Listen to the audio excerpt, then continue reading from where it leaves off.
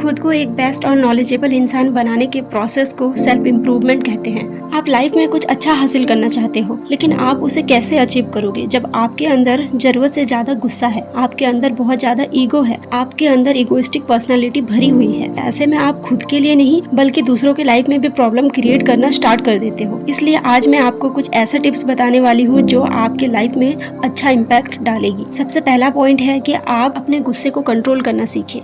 यार गुस्से में हम कुछ गलत बोल देते हैं या कुछ गलत डिसीजन ले लेते हैं, जिसके वजह से हमें बाद में बहुत हर्ट होता है कि ऐसा मैंने क्यों किया। अब गुस्सा क्या है? गुस्सा एक ऐसा इमोशन है जो फील करते हैं हम, और जब हम इसे कंट्रोल नहीं करते तो ये हम पर हावी हो जाता है और हम ना चाहते हुए भी कुछ ऐसा कर देते हैं जो हमें नहीं करना चाहिए। आखिर गुस्सा आता क्यों है? दरअसल स्ट्रेस लेने की वजह से हमारे बॉडी में कॉर्टिसोल नाम का एक हार्मोन रिलीज होता है। आपको पता है जब हम स्ट्रेस की वजह से स्वेट करते हैं तब हमारे पसीने के थ्रू कॉर्टिसोल हार्मोन बाहर निकलने लगता है और दूसरे इंसान के बॉडी में चला जाता है। आपने नोटिस किया होगा जब कोई इंसान गुस्से में होता है तो आसपास के लोग अनप्रोडक्टिव होने लगते हैं। इसका बेस्ट एग्जांपल है जब आपके घर में कोई इंसान गुस्से में होता है तो आप लोग भी स्ट्रेस और टायर्ड फील करने लगते हो और आपका मूड भी बेवजह खराब होने लगता है। इसका कारण है कॉर्टिसोल हार्मोन। ऐसे में आप ना चाहते हुए भी अपने आसपास के लोगों को स्ट्रेस देने लगते हो, इसलिए कॉर्टिसोल को बॉडी से कम करना बहुत जरूरी है। कॉर्टिसोल हार्मोन को कंट्रोल करने के दो उपाय है। पहला उपाय है वर्कआउट। इसलिए साइंटिस्ट हमें सलाह देते हैं कि जब भी आप गुस्से में हो तो वर्कआउट कीजिए, क्योंकि वर्कआउट करने से हमारे बॉडी से पसीने निकलते हैं जिससे कि कॉर्टिसोल हार्मोन बाहर निकल जाता है। और दूसरा उपाय है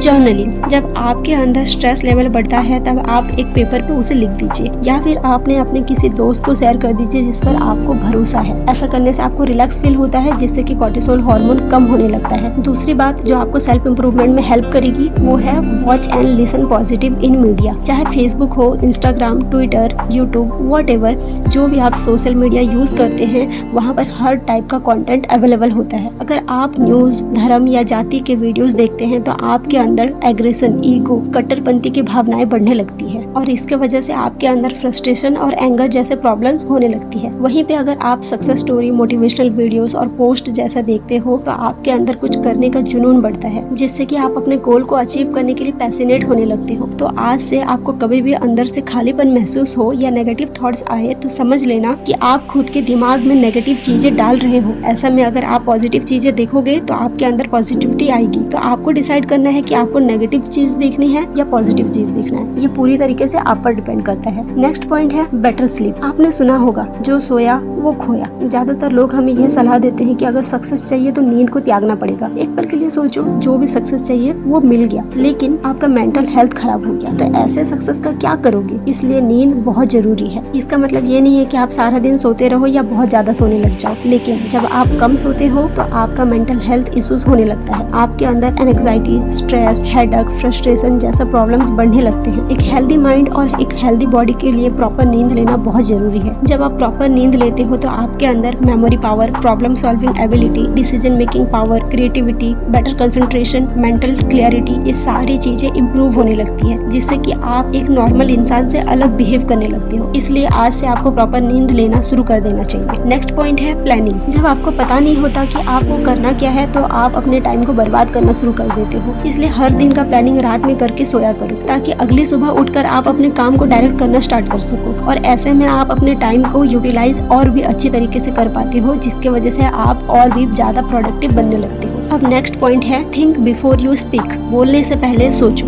यार बोलना तो हम सब जानते हैं लेकिन सही समय पर सही बात बोलना नहीं जानते। वो ऐसा इसलिए होता है क्योंकि हम बोलने से पहले सोचते ही नहीं है और हम गलत समय पर गलत बात बोल देते हैं, जिसके वजह से बाद में हमें रिग्रेट फील होता है कि काश मैंने ये बातें बोलने से पहले सोच लिया होता एक बार, जिसके वजह से हम सामने वाले को और खुद को हर्ट कर लेते हैं। तो नेक्स्ट टाइम आप कुछ बोलो तो बोलने से पहले एक बार सोचना जरूर। दूसरा पॉइंट है जो आपको सेल्फ इम्प्रूवमेंट में हेल्प करेगी, वो है compete against your self only. अगर आपको कंपटीशन करना ही है तो खुद से करो। दूसरों से कंपटीशन करने से आपकी खुद की एनर्जी वेस्ट होती है, क्योंकि आपके दिमाग में हमेशा वो इंसान चल रहा होता है कि वो क्या कर रहा है, उसका नेक्स्ट प्लानिंग क्या है, वो किससे बातें करता है, वगैरह वगैरह। तो ऐसे में आप अपने टाइम, एनर्जी और माइंड को खुद के लिए यूज नहीं कर पाते हो, जिससे कि वो इंसान तो सक्सेसफुल हो जाता है लेकिन आपके अंदर जेलसी पनपने लगती है। यार जरूरी नहीं है कि वो इंसान जो कर रहा है आप भी वही करो। सबकी लाइफ अलग होती है, तो ऐसे में आपको डिसाइड करना है कि आपको क्या करना है, आप क्या क्या कर सकते हो, और अगर आप कंपटीशन करना ही चाहते हो तो खुद से करो, ताकि हर बार आप अपने आप को और भी बेहतर बना सको। अब नेक्स्ट पॉइंट है